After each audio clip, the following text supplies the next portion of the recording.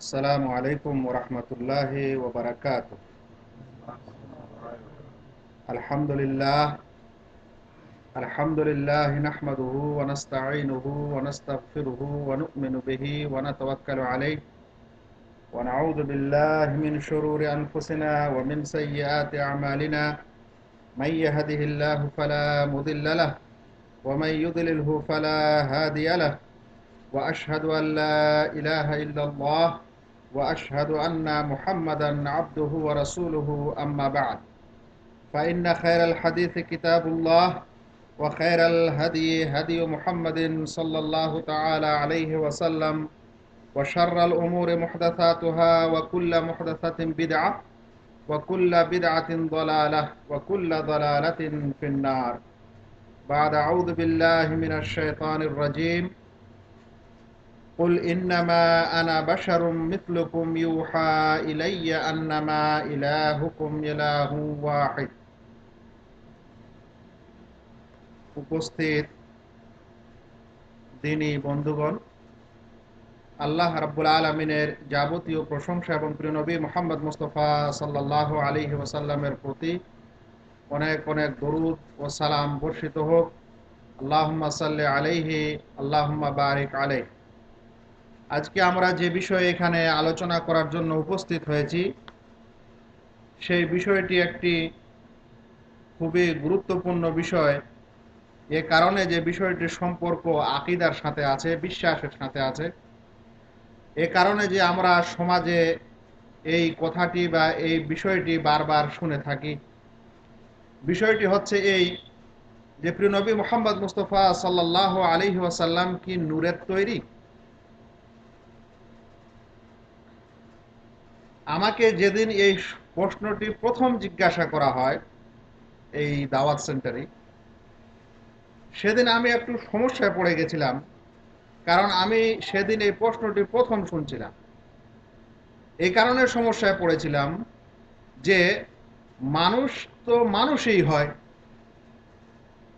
মানুষের পেট থেকে তো মানুষই আসে, আর আমাদের নবী সাল্লাল্লাহু আলাইহি সাল্লামের বিষয়টা এরকম, কিন্তু তা সত্ত্বেও তিনি নূরের তৈরি, এটা কেন হচ্ছে বা এই প্রশ্নটা কেন করা হচ্ছে?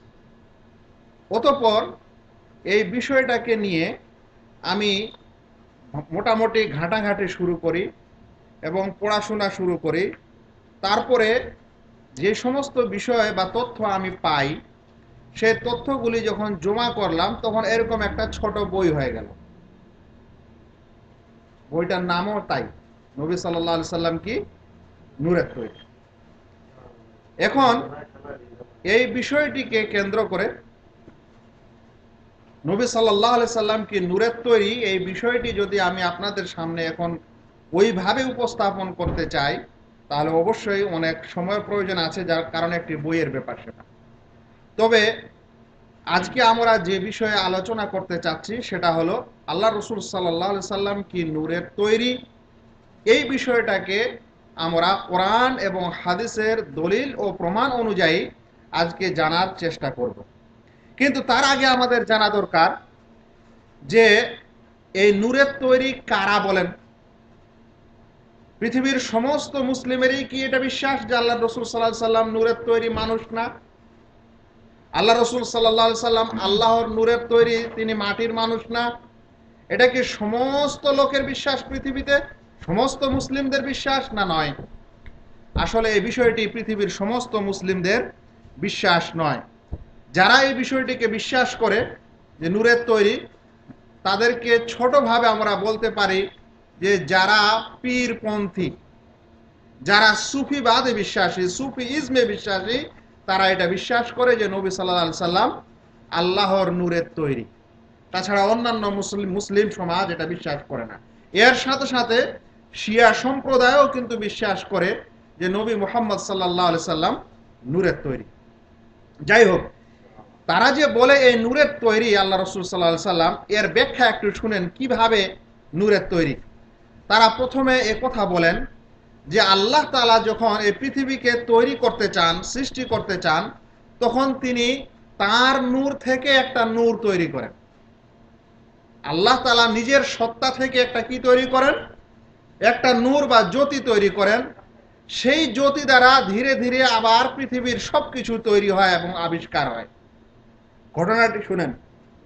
বলছেন আল্লাহ রাব্বুল আলামিন যেই সময় কিছুই ছিল না আল্লাহ ছাড়া, সেই সময় তিনি একটা নূর তৈরি করেন যার নাম হলো নূরে মুহাম্মদী বা মুহাম্মদী নূর। বলছেন তারপর কি করা হলো ওই নূরে মুহাম্মদীকে? বলা হচ্ছে ওই নূরে মুহাম্মদীকে 4টি ভাগে বিভক্ত করা হলো। এটা কারা বলছে? যারা বিশ্বাস করে যে আল্লাহর রসুল সাল্লাল্লাহু আলাইহি সাল্লাম মানে প্রিয় নবী মুহাম্মদ মুস্তাফা সাল্লাল্লাহু আলাইহি সাল্লাম মাটির না নূরের তৈরি, তারা এই ব্যাখ্যা দিচ্ছে কিভাবে নূরের তৈরি। বলছে যে আল্লাহ রাব্বুল আলামিন প্রথমে যখন কিছুই ছিল না তখন একটি নূর তৈরি করলেন নিজের নূর থেকে, যেই নূরটার নাম দেওয়া হলো নূরে মুহাম্মদী বা মুহাম্মদী নূর। বলছে তারপর সেই নূরটাকে 4 ভাগে বিভক্ত করা হলো। 1 নম্বর এক ভাগ দিয়ে তৈরি করা হলো কলম। এটা কোন কলম? যে কলম দিয়ে আল্লাহ মানুষের ভাগ্য এবং সবকিছু লিখেছেন। বলছে ওই কলম 4 ভাগে 1 ভাগ দিয়ে 4 ভাগের 1 ভাগ দিয়ে এক কলম তৈরি করা হলো। তারপরে আরেক ভাগ, দ্বিতীয় ভাগ দিয়ে লাউহে মাহফুজ তৈরি করা হলো। লাউহে মাহফুজ সংরক্ষিত ফলক, যেখানে মানুষের সবকিছু ভাগ্যবান না ভাগ্যবান নয়, তার ভাগ্য কি এসব কিছু যেখানে লেখা হয়েছে, পৃথিবীর সবকিছু যেখানে লেখা হয়েছে, যার নাম হচ্ছে লাউহে মাহফুজ বা সংরক্ষিত ফলক, সেটা নূরে মুহাম্মদীর দ্বিতীয় ভাগ দিয়ে তৈরি করা হলো। বলছে তৃতীয় ভাগ দিয়ে তৈরি করা হলো, তৃতীয় অংশ দিয়ে তৈরি করা হলো আল্লাহ রাব্বুল আলামিনের আরশ। তাহলে আল্লাহ তাআলার নূরকে প্রথমে 1 ভাগে বিভক্ত করে নাম দেওয়া হলো নূরে মুহাম্মদী। সেই নূরে মুহাম্মদীকে 4 ভাগে বিভক্ত করা হলো।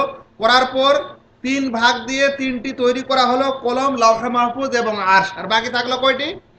একটি। বলছে এই একটিকে আবার 4 ভাগে বিভক্ত করা হয়। ওই 4 ভাগে এক নূরে মুহাম্মদীর অবশিষ্ট 4র্থ অংশকে আবারও কয় ভাগে বিভক্ত করা হয়? 4 ভাগে। বলছেন 4 ভাগের মধ্যে 1 ভাগ দিয়ে তৈরি করা হয় আরশ উত্তোলনকারী ফেরেশতা। যে আরশকে ফেরেশতারা তুলে ধরে আছে, বলছে ওই ফেরেশতাগণকে তৈরি করা হয়। তারপর দ্বিতীয় ভাগ দিয়ে তৈরি করা হয় কুরসি, আল্লাহ রাব্বুল আলামিনের যে কুরসি বা পা রাখার স্থান, সেটা তৈরি করা হয়। আবার তৃতীয় ভাগ দিয়ে তৈরি করা হয় বাকি সমস্ত ফেরেশতাদেরকে। তাহলে 3 ভাগে 3টা হলো, আর কত বাকি থাকলো? একটা। বলছে ওই একটাকেও আবার 4 ভাগে বিভক্ত করা হয়। ওই 4 ভাগে বিভক্ত করার পর 1 ভাগ দিয়ে 7 আকাশ তৈরি করা হয়, আর 1 ভাগ দিয়ে জমিন তৈরি করা হয়, আর 1 ভাগ দিয়ে জান্নাত জাহান্নাম তৈরি করা হয়। আর বাকি থাকে কয়টা? একটা। বলছে ওইটারও 4 ভাগ। এইভাবে 4-এর আঁকড়া আর পিছা ছাড়ে না, 4-এর হিসাব কিতাব পিছা ছাড়ে না। শেষ পর্যন্ত বলতে বলতে বলছে যে পৃথিবীর যাবতীয় মানুষ, জিন থেকে নিয়ে, মাটি থেকে নিয়ে, গাছপালা, নদীনালা, সমুদ্র, সেই নূর থেকেই সৃষ্টি হয়। এটা কারা বলে?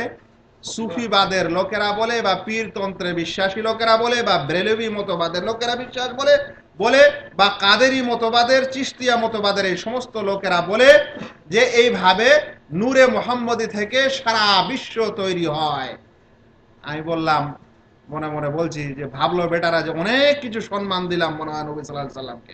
আপনারা বলেন, যদি প্রকৃত অর্থে আল্লাহ তাআলার নূর দিয়ে নবী সাল্লাল্লাহু আলাইহি সাল্লামকে তৈরি করা হয়, আর নবী সাল্লাল্লাহু আলাইহি সাল্লামের নূর দিয়ে সারা বিশ্ব তৈরি করা হয়, তাহলে ফেরাউনের মতন শয়তানকেও কি, আর শয়তান ইবলিসকেও কি তাহলে আল্লাহ রাসূলের নূরের তৈরি?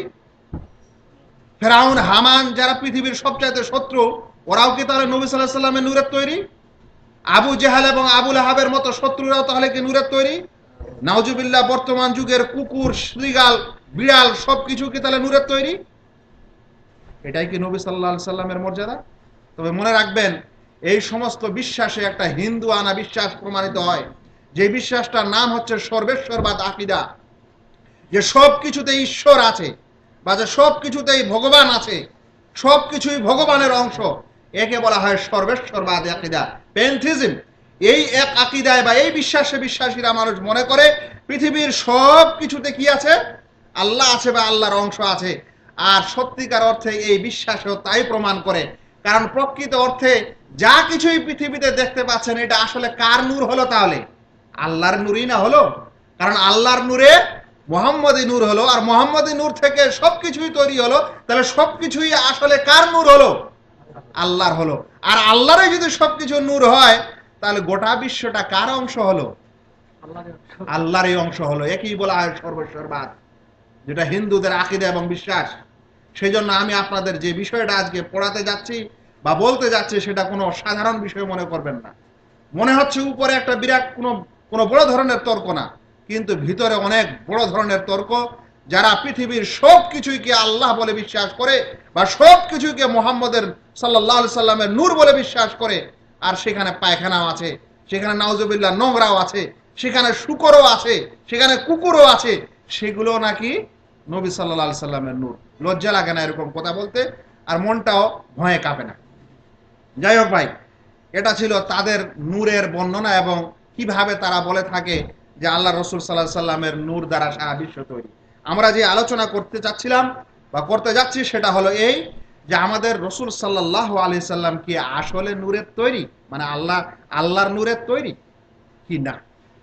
আমরা এতক্ষণে যেটা জানলাম সেটা হলো মুসলিম সম্প্রদায়ের মধ্যে সুফিবাদ এটা বিশ্বাস করে, এরকম এরা বর্ণনা দিয়ে থাকে। আমি যেই তথ্যটা আপনাদের দিলাম সেটা তাদেরই একটা বিশেষ বই, যার নাম হচ্ছে মাওয়াহিবুল লাদুনিয়া বা লাদুনিয়া, আল মাওয়াহিব আল্লাহ দুনিয়া। এ প্রথম খণ্ড 12 পৃষ্ঠায় এই আলোচনা তারা করেছে, যার কিছুটা আমি আপনাদেরকে শোনালাম। এখন কথা হলো যে কেন এ কথা বলা হয়, এ কথা বলার পিছনে কারণ কি? যে আমাদের নবী সাল্লাল্লাহু আলাইহি সাল্লাম নূরের তৈরি, এর কারণটা কি? এর কারণ যদি খুঁজতে যান তাহলে দুটি কারণ সাধারণত পাওয়া যায়। এক নম্বর কারণ, আল্লাহ রসুল সাল্লাল্লাহু আলাইহি সাল্লামের ব্যাপারে অতিরঞ্জন সম্মান দেওয়া, বেশি বেশি সম্মান দেওয়া, এটা তাদের ইচ্ছা। যে নবী মুহাম্মদ সাল্লাল্লাহু আলাইহি সাল্লাম, যিনি সমস্ত নবীদের শ্রেষ্ঠ নবী, যিনি সাইয়্যিদুল মুরসালিন, যিনি মানুষের মধ্যে সর্বশ্রেষ্ঠ, যিনি নবী কুলের শিরোমণি, যিনি আখিরাতের দিনে তাকে এরকম সুপারিশ করার মর্যাদা দেওয়া হবে, যিনি জান্নাতের গেট খুলবেন, এরকম একজন নবীর জন্য মানুষের মতো মাটির হবে, এটা তাদের মনে ভালো লাগে না। সে কারণে তারা ভাবছে যে না, আল্লাহর রসুলকে আল্লাহর নূরের বলতে হবে, তাহলেই বেশি মর্যাদা দেওয়া হলো, না হলে হলো না। কিন্তু ভাই, এই যুক্তি ঠিক না। নূরের তৈরি হলেই যে ভালো হয়ে যাবে এটা কি আল্লাহ বলেছেন? আর মাটির তৈরি হলেই খারাপ হয়ে যাবে এটা কি আল্লাহ বলেছেন?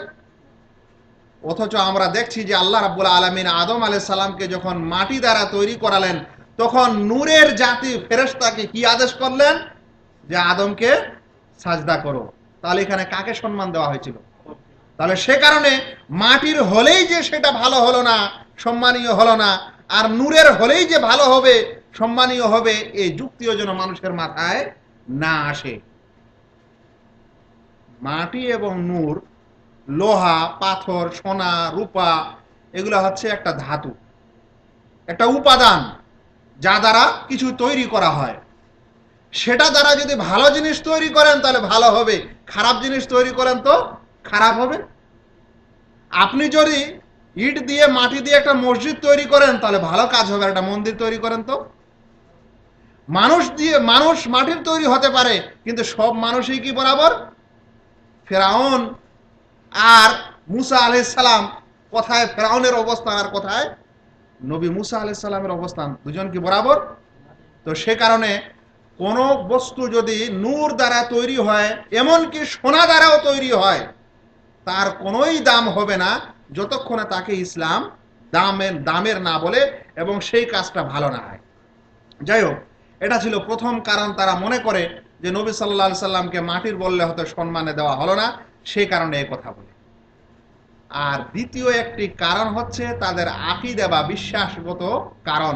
আর আমার কাছে এই কারণটাই বেশি বড়, বা এই কারণেই তারা নবী সাল্লাল্লাহু আলাইহি সাল্লামকে নূরের বলেন। সেই কারণটা হচ্ছে তাদের আকীদা এবং বিশ্বাসগত ব্যাপার। আর সেটা হচ্ছে কি যে আল্লাহ রসুল সাল্লাল্লাহু আলাইহি সাল্লাম এখনো মারা যাননি।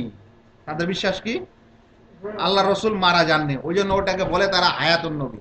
কথাটা শুনেননি যে আল্লাহ রসুল সাল্লাল্লাহু আলাইহি সাল্লাম এখনো জীবিত আছেন। এখন আল্লাহ রসুল সাল্লাল্লাহু আলাইহি সাল্লাম যদি জীবিত থাকেন এটারও একটা উদ্দেশ্য আছে। আল্লাহ রসুল সাল্লাল্লাহু আলাইহি সাল্লামকে যদি বলে যে নবী সাল্লাল্লাহু আলাইহি সাল্লাম মারা গেছেন, তাহলে চট করে মানুষেরা জিজ্ঞাসা করবে যে আপনাদের এই অলিগুলাকে বলছেন কবরে জীবিত আছে, ওদিকে নবী সাল্লাল্লাহু আলাইহি সাল্লাম মারা গেলেন আর কবরের অলিরা এখনো জীবিত, তখন কি উত্তর হবে? সেই কারণে তারা প্রমাণ করার চেষ্টা করে যে নবী সাল্লাল্লাহু আলাইহি সাল্লাম জীবিত আছেন, আর নবী সাল্লাল্লাহু আলাইহি সাল্লামের রেশ ধরে তাদের অলিরাও জীবিত আছে। তো নূর, আল্লাহ রসুল সাল্লাল্লাহু আলাইহি সাল্লাম আল্লাহর নূর দ্বারা তৈরি, এর পিছনে একটা আকীদা বা বিশ্বাস আছে তাদের। আর সেই আকীদা হচ্ছে এই যে আল্লাহ রসুল সাল্লাল্লাহু আলাইহি সাল্লাম মারা যাননি। কিভাবে প্রমাণ করা যাবে মারা যাননি? কোরআনে তো ক্লিয়ার এসেছে, ইন্নাকা মাইয়িতুন ওয়া ইন্নাহুম মাইয়িতুন, আপনিও মারা যাবেন, ওই মুশরিকরাও মারা যাবে। আল্লাহ রসুল সাল্লাল্লাহু আলাইহি সাল্লাম মারা গেছেন, তাই না দফন কফন করা হয়েছে? আল্লাহ রসুল সাল্লাল্লাহু আলাইহি সাল্লাম মারা গেছেন, তাই না পৃথিবীর উম্মতের মুসলিমের যতই সমস্যা হোক তিনি সমাধান করতে তো আসছেন না? আল্লাহ রসুল সাল্লাল্লাহু আলাইহি সাল্লাম মারা গেছেন, সেই কারণে হযরত আয়েশা রাদিয়াল্লাহু তাআলা আনহা বলছেন, মাতা রাসূলুল্লাহ সাল্লাল্লাহু আলাইহি সাল্লাম বাইনা হাকিনাতি ওয়া দাকিনাতি, আল্লাহ রসুল সাল্লাল্লাহু আলাইহি সাল্লাম মারা গেছেন, তার মাথাটা আমার গোলদেশে বুক আর থুতনির মাঝে রেখে। তাহলে সবাই বলছেন মারা গেছে, আল্লাহ রসুল সাল্লাল্লাহু আলাইহি সাল্লামের স্ত্রী বলছেন মারা গেছে, আর এরা বলছে মারা যায়নি। এই জন্য একটা এদের বড় দলিলের প্রমাণ হয়েছে। যে কি দলিল দিব? তো বলে প্রমাণ করে যে নবী সাল্লাল্লাহু আলাইহি সাল্লাম আল্লাহর নূরের তৈরি। তাহলে আল্লাহ রসুলের মরণ হবে না। বলে কেমন? আল্লাহ তাআলার কি মরণ আছে ভাই? নাউযুবিল্লাহ। হুয়াল হাইয়ুল কাইয়ুম, আল্লাহ রাব্বুল আলামিন চিরঞ্জীব। এই চিরঞ্জীব গুণটা পৃথিবীর কারো মধ্যে নেই।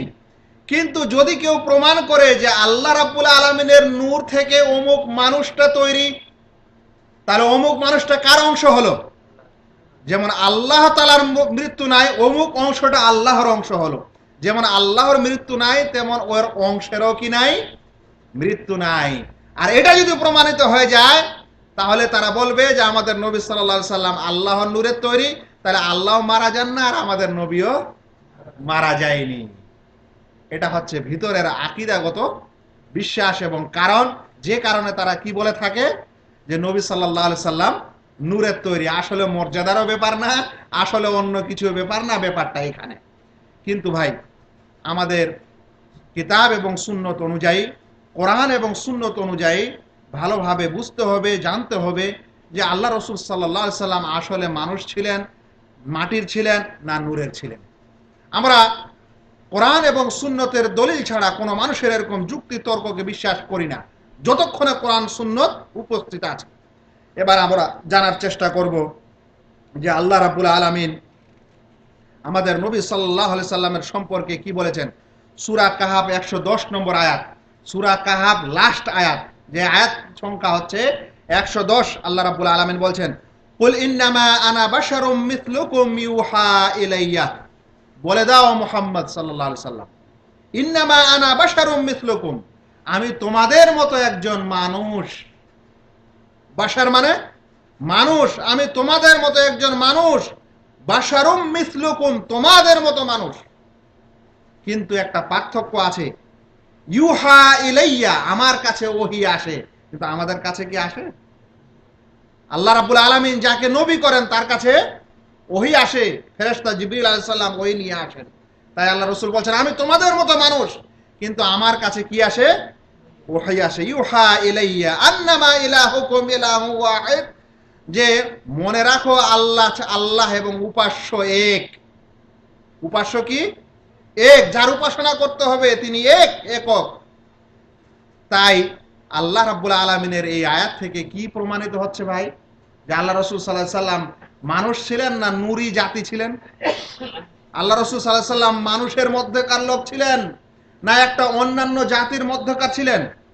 ক্লিয়ার বুঝা যাচ্ছে যে আল্লাহ রাসূল সাল্লাল্লাহু আলাইহি সাল্লাম মানুষ ছিলেন, মানব জাতি, মানুষের মতো মানুষ ছিলেন। কুল ইন্নামা আনা বাশারুম মিথলুকুম ইউহা ইলাইয়া আন্নামা ইলাহুকুম ইলাহু ওয়াহিদ ফামান কানা ইয়ারজু লিকা রাব্বিহি ফালিয়ামাল আমালান সালিহা ওয়া লা ইউশরিক বিইবাদাতি রাব্বিহি আহাদা। সূরা কাহাফ 110 নম্বর আয়াত। অনুরূপ একই শব্দের আয়াত আল্লাহ রাব্বুল আলামিন দ্বিতীয় সূরাতে বলেছেন, সূরা ফুসসিলাত 6 নম্বর আয়াত। সূরা ফুসসিলাত 6 নম্বর আয়াতে একই শব্দ আল্লাহ তাআলা ব্যবহার করছেন, বলছেন কুল ইন্নামা আনা বাশারুম মিথলুকুম, বলে দাও যে আমি তোমাদের মতোই মানুষ। ইউহা ইলাইয়া, আমার কাছে ওহী করা হয়, আন্নামা ইলাহুকুম ইলাহু ওয়াহিদ, যে তোমাদের ইলাহ এক ব্যতীত আর কেউ না। তোমাদের ইলাহ এক, তোমাদের আল্লাহ এক। আর নবী সাল্লাল্লাহু আলাইহি সাল্লামকে যদি বলি আল্লাহর নূরের তৈরি, আল্লাহর অংশ হয়ে গেল, আল্লাহ কয়টা হয়ে গেল? আল্লাহর একক থাকলো? আল্লাহর মধ্যে তো আরো অনেক গোলমাল শুরু হয়ে গেল। এই আয়াতটাই বড় প্রমাণ যে নবী মুহাম্মদ মুস্তাফা সাল্লাল্লাহু আলাইহি সাল্লাম মানুষ ছিলেন, মানব জাতির মধ্যেকার ছিলেন।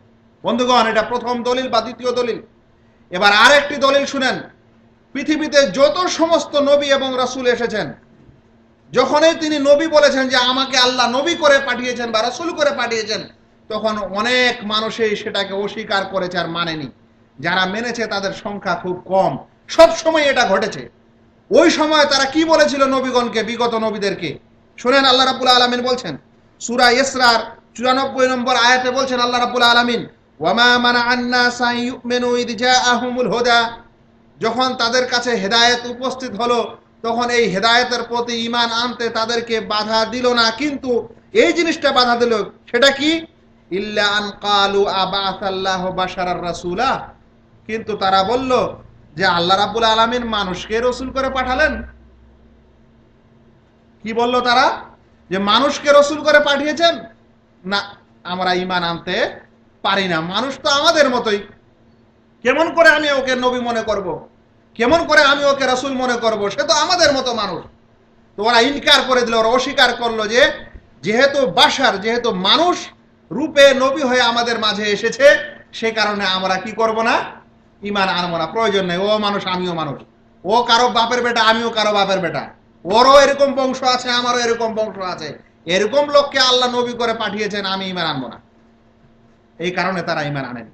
অমুক এরকম কথায় আল্লাহ রাব্বুল আলামিন সূরা মুমিনুনের 33 এবং 34 নম্বর আয়াতে বলছেন, মা হাদা ইল্লা বাশারুম মিথলুকুম, এ নবী বলে দাবি করে, এ তো মা হাদা ইল্লা বাশারুম মিথলুকুম, এ তো তোমাদের মতোই মানুষ। ইয়াকুলু মিম্মা তাকুলুন, তোমরা যা খাও এও তাই খায়। ওয়া ইয়াশরাবু মিম্মা তাশরাবুন, যা তোমরা পান করো এও তাই পান করে। ওয়ালাইন আতাতুম বাশারাম মিথলাকুম ইন্নাকুম ইদাল্লা খাসিরুন, তোমরা যদি তোমাদের মতোই মানুষকেই নবী রাসূল মনে করে নাও, তাহলে তোমরা ধ্বংসের মধ্যে থাকবে। সেই কারণে এর উপর ঈমান আনো না। আরো শুনেন, আল্লাহ রাব্বুল আলামিন সূরা ফুরকানের 20 নম্বর আয়াতে বলছেন, এরকম মুশরিকরা যারা রাসূলদের প্রতি ঈমান আনেনি এই সংশয়ের কারণে, যে না রাসূল মানুষ হয়ে দুনিয়াতে এসেছে, আমাদের মধ্যেকার মানুষকেই নবী করে পাঠানো হয়েছে, সেই কারণে আমরা এর উপর ঈমান আনবো না, এই কথা আল্লাহ রাব্বুল আলামিন তাদের এই কথাকে বলছেন। সূরা ফুরকানের 20 নম্বর আয়াতে আল্লাহ বলছেন, ওয়ামা আরসালনা কাবলাকা মিনাল মুরসালিন ইল্লা আন্নাহুম লা ইয়াকুলুনা আত-তাআমা ওয়া ইয়ামশুনা ফিল আসওয়াক, আমি তোমার পূর্বে যত নবী ও রাসূল প্রেরণ করেছি সবাই খাওয়া খেত এবং বাজার ঘাটে বেড়া নড়াচড়া করত, চলাফেরা করত, সেখানে তাদের প্রয়োজনে তারা কেনা বেচা করত। তাহলে এই সমস্ত মুশরিক, বিগত যুগের যারা মুশরিক, তাদের আকীদা এবং বিশ্বাস কি পাওয়া যাচ্ছে? যে তারা মনে করত যে তাদের নবী এবং রাসূলগুলা বাশার বা মানুষ, তাই না? আর সে কারণে তারা ঈমান আনেনি। তাহলে বিগত যুগের সমস্ত মুশরিকরাও বিশ্বাস করত যে নবীরা কি মানুষ, আর আমাদের যুগের কিছু মানুষ এখন বিশ্বাস করতে চায় না যে নবী মানুষ ছিলেন, বলছেন আল্লাহর নূরের ছিলেন। অতঃপর আল্লাহ রাব্বুল আলামিন কি শিক্ষা দিচ্ছেন? আল্লাহ রাব্বুল আলামিন বলছেন যে বলে দাও তোমাদেরকে যারা এরকম বলছে যে তোমরা মানুষ, আমাদের মতোই মানুষ, সে কারণে ঈমান আনতে পারি না, ওদেরকে বলে দাও, কি বলে দাও?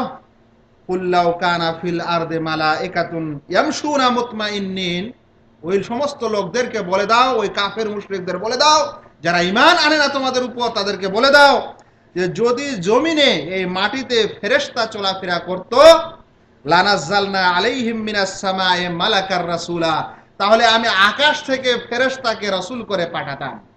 যদি জমিনে কারা চলাফেরা করত? ফেরেশতা, তাহলে আমি কাকে পাঠাতাম? ফেরেশতাকেই রাসূল করে পাঠাতাম। কিন্তু জমিনে চলাফেরা করে বসবাস করে মানুষ, সেই কারণে আমি কাকে পাঠাচ্ছি? সেই কারণে আমি মানুষকে নবী এবং রাসূল করে প্রেরণ করেছি। বন্ধুগণ, মনে রাখবেন যারা ঈমান আনে না তাদের সমস্যা অনেক। মানুষকে পাঠিয়েছে তো বলছে আমাদের মতোই মানুষ। ফেরেশতাকে পাঠালে কি বলতে জানেন? এ তো ফেরেশতা, এ তো আমাদের মধ্যেকার নয়, এর উপর কেমন করে ঈমান আনবে? যাই হোক, এটা ছিল দ্বিতীয় প্রকারের দলিল, যেখানে ক্রিয়ার বোঝা যাচ্ছে যে পৃথিবীতে যত সমস্ত রাসূল এবং নবী এসেছেন সবাই কি ছিলেন? মানুষ ছিলেন। আর পৃথিবীতে যেহেতু মানুষ বসবাস করে, সে কারণে আল্লাহ রাব্বুল আলামিন মানুষকে রসুল করে পাঠান। কোনো ফেরেশতাকে, কোনো অন্য জাতিকে, মানুষের জন্য জিনকে, মানুষের জন্য ফেরেশতাকে নবী এবং রসুল করে পাঠানো হয় না, বরং মানুষের জন্য মানুষকে নবী রসুল করে পাঠানো হয়। সে কারণে প্রিয় নবী মুহাম্মদ মুস্তাফা সাল্লাল্লাহু আলাইহি সাল্লাম মানুষ ছিলেন, তাই মানুষের মাঝেই তাকে নবী এবং রসুল হিসাবে প্রেরণ করা হয়েছিল। বন্ধুগণ, এটা ছিল কোরআন শরীফের কয়েকটি আয়াত, যেটা আমি আপনাদের সামনে তুলে ধরলাম যে আমাদের নবী সাল্লাল্লাহু আলাইহি সাল্লাম একজন মানুষ ছিলেন এবং মানুষের মাঝে তাকে প্রেরণ করা হয়েছিল। তিনি কোনো নূরি জাতি থেকে ছিলেন না, আলো বা জ্যোতির জাতির লোক ছিলেন না।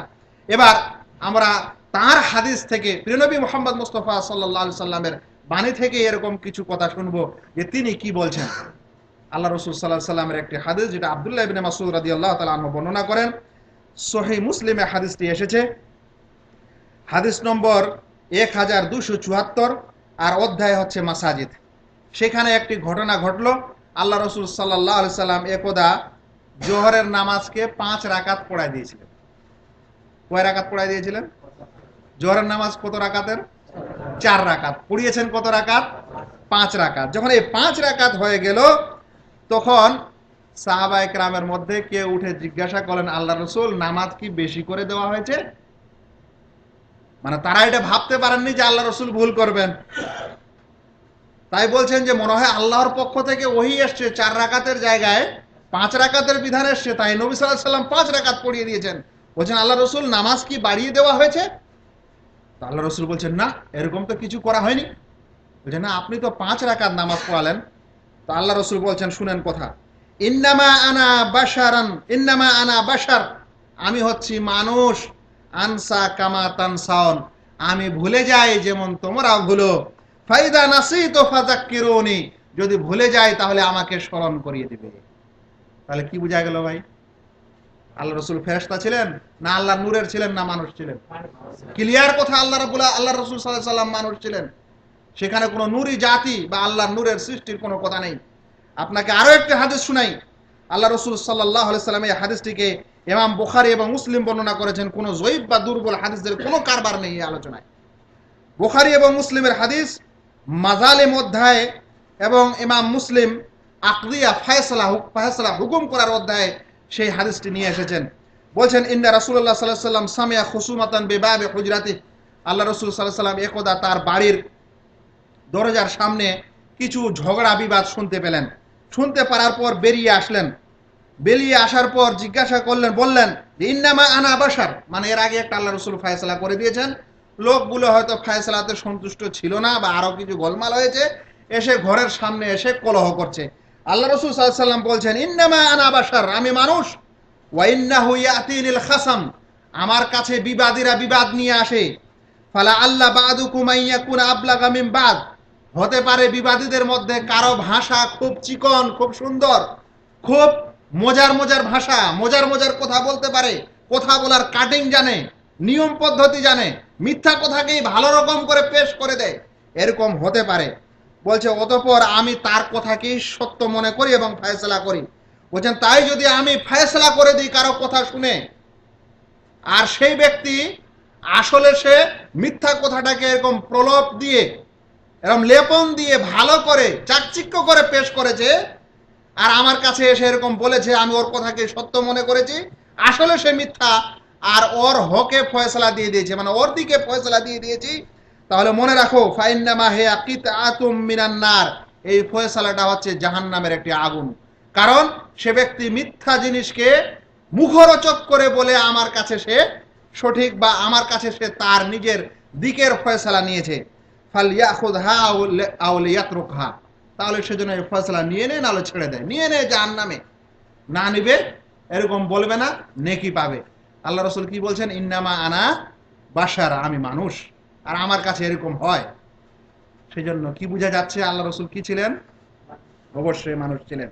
এবার আমি আপনাদেরকে একটি বিশেষ স্পষ্ট দলিল, যেটা প্রত্যেক মানুষ, প্রত্যেক নামাজি ব্যক্তিরা অজু করার সময় বলে থাকে, তার একটা আমি দলিল দিয়ে থাকি।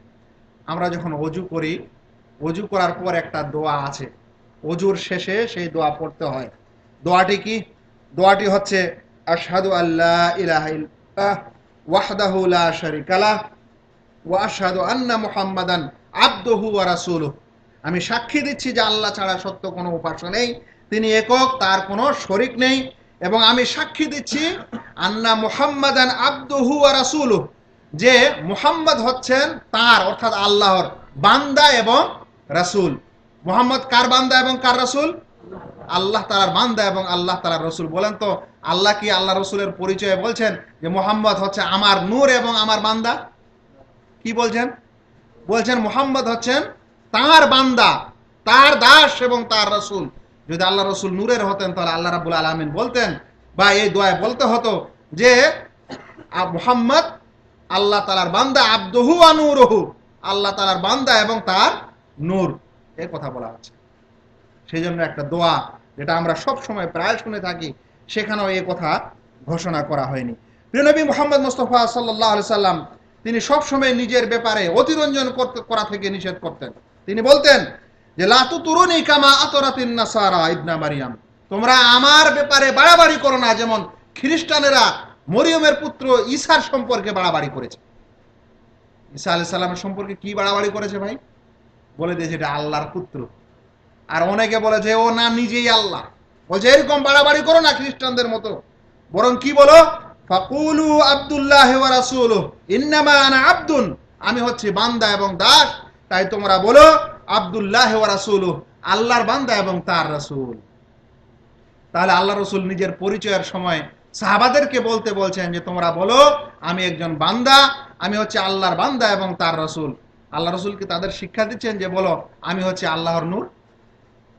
এই কথা তো বলছে।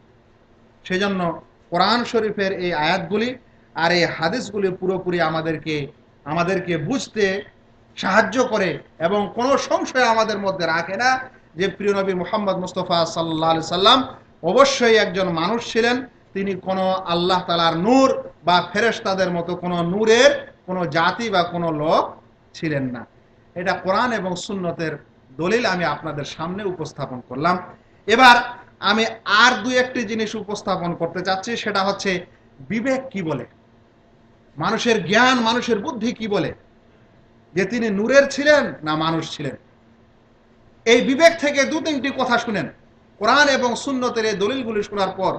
বন্ধুগণ, আপনারা জানেন পৃথিবীতে প্রজননের একটা নিয়ম আছে, জন্ম বৃদ্ধির একটা নিয়ম আছে, মানুষের নসলের একটা নিয়ম আছে। সমস্ত জীব যারা পৃথিবীতে বসবাস করছে, সেটা মানুষ হোক আর অন্য কিছু হোক, সমস্ত জীবের প্রজনন অর্থাৎ তাদের জন্ম লাভ করা এবং মৃত্যু হওয়া এর একটা নিয়ম আছে। প্রত্যেক স্বজাতির সাথে স্বজাতির মিলন হয়, তারপরে স্বজাতির জন্ম হয়। কথাটির উদাহরণ হলো এই যে মানুষের সাথে মানুষের মিলন হয়, তারপরে মানুষ জন্ম নেয়, তাই না? গরুর সাথে গরুর জন্ম নেয়, গরুর মিলন হয়, তারপরে গরু জন্ম নেয়। ছাগলের সাথে এরকম, হাঁস মুরগির সাথেও এরকম, সব কিছুর সাথে এরকম। কিন্তু কোনোদিন কি কোথাও শুনেছেন যে না অমুক জায়গার মানুষের পেট থেকে গরু ছাগল জন্ম নেয়? আর এরকম কি কোনোদিন শুনেছেন যে অমুক জায়গার হাঁস মুরগির পেট থেকে গরু আর উট জন্ম নেয়? বা মানুষের পেট থেকে প্লাস্টিক আর লোহা জন্ম নেয়? শুনেছেন? কারণ প্রজন্মের এটাই নিয়ম। আল্লাহ নবী সাল্লাল্লাহু আলাইহি সাল্লামের মা ছিলেন আমিনা আর বাবা ছিলেন আব্দুল্লাহ। আমিনার গর্ভে প্রিয় নবী মুহাম্মদ মুস্তাফা সাল্লাল্লাহু আলাইহি সাল্লাম জন্ম লাভ করেন। মানুষের মিলনে মানুষ হবে না নূর তৈরি হবে? এটা আমাদের বিবেক বলে নাকি? তাহলে কিভাবে আমরা বলে থাকি যে না আমাদের নবী সাল্লাল্লাহু আলাইহি সাল্লাম মানুষ ছিলেন না, বরং নূরের ছিলেন? আরো বিবেককে প্রশ্ন করেন যে নূর থেকে নূরেরই জন্ম হয় না নূর থেকে আবার মাটি হয়? মানুষের থেকে যদি মানুষ হয় তো মানুষের থেকে তো আর সোনা হতে পারে না। তাহলে আল্লাহ রসুল সাল্লাল্লাহু আলাইহি সাল্লামকে বলা হচ্ছে নূর। যারা এর কথা বলছেন যে আল্লাহ রসুল সাল্লাল্লাহু আলাইহি সাল্লাম আল্লাহর নূর, তাদেরকে প্রশ্ন করুন যে নূর থেকে কার জন্ম হবে? নূরেরই তো হবে। তো আল্লাহ রসুলের ছেলে পেলেদেরকে এরা আবার নূর বলছে না কেন? আল্লাহ রসুল সাল্লাল্লাহু আলাইহি সাল্লামের মেয়ে হযরত ফাতেমাকে নূর বলছে না? হযরত হাসান হোসেন ফাতেমার দুই ছেলে, তাদেরকে নূর বলা হচ্ছে না? নূরের পেট থেকে তো নূরেই আসা দরকার ছিল। ছেলেগুলোর কথা তো দূরের দূরের কথা, সন্তানদের কথা দূরের কথা, স্বয়ং আল্লাহ রসুল সাল্লাল্লাহু আলাইহি সাল্লামের স্ত্রীদেরকেও তারা নূরের বলে না। বলেন তো, জিনের সাথে কি মানুষের বিবাহ হবে? পশুর সাথে কি মানুষের বিবাহ হবে? তা আল্লাহ রসুল সাল্লাল্লাহু আলাইহি সাল্লাম যদি নূরের ছিলেন, তাহলে আল্লাহ রসুলের স্ত্রীও কি হওয়া দরকার ছিল? নূরের হওয়ার দরকার ছিল। কিন্তু তারা কি নূরের ছিলেন? তাহলে মনে রাখতে হবে যে আমাদের বিবেকও এটা বলে যে প্রজননের যেটা নিয়ম, সেখানে মানুষের পেট থেকে মানুষ আসে, মানুষের যেটা সন্তান হয় সেটা মানুষের মতোই হয়, অন্য কোনো জাতি হয় না, অন্য কোনো উপাদান ও ধাতুর হয় না। অনুরূপ মানুষকে বিবাহ শাদী করে, নবী সাল্লাল্লাহু আলাইহি সাল্লাম মানুষকে বিবাহ শাদী করেছিলেন। বন্ধুগণ, আরো একটি কথা মনে রাখেন, আমরা তাদের মুখ থেকেই প্রায় শুনি যে মানুষ 18,000 মাখলুকাতের মধ্যে সর্বশ্রেষ্ঠ মাখলুক বলা হয় না? যে পৃথিবীতে তাদের ধারণা যে 18,000 মাখলুক আছে। ভাই, 18,000-এর চাইতে অনেক আছে, ওটা পরের কথা। শুধু সমুদ্রতেই কয়েক হাজারের মাছ আছে।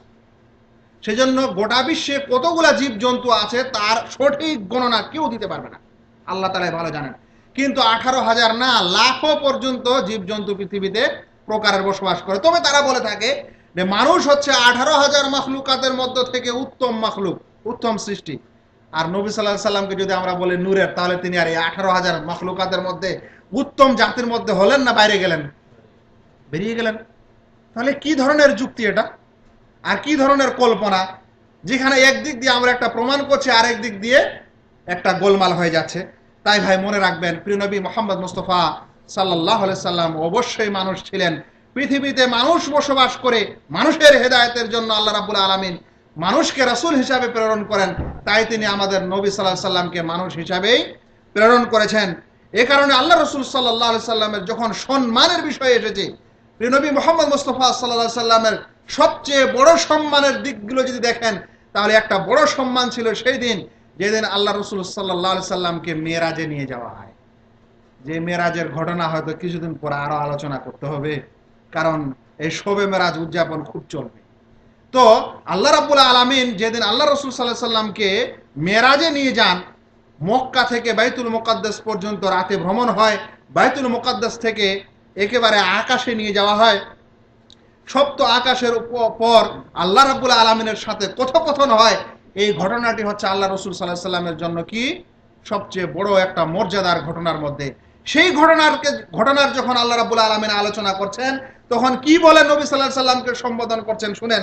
আল্লাহ রাব্বুল আলামিন সূরা ইসরার 1 নম্বর আয়াতে বলছেন, সুবহানাল্লাযী আসরা বিআবদিহি লাইলাম মিনাল মাসজিদিল হারাম ইলাল মাসজিদিল আকসা। পাক এবং পবিত্রতা সেই মহান রাব্বুল আলামিনের, যিনি তার বান্দাকে রাতে ভ্রমণ করালেন।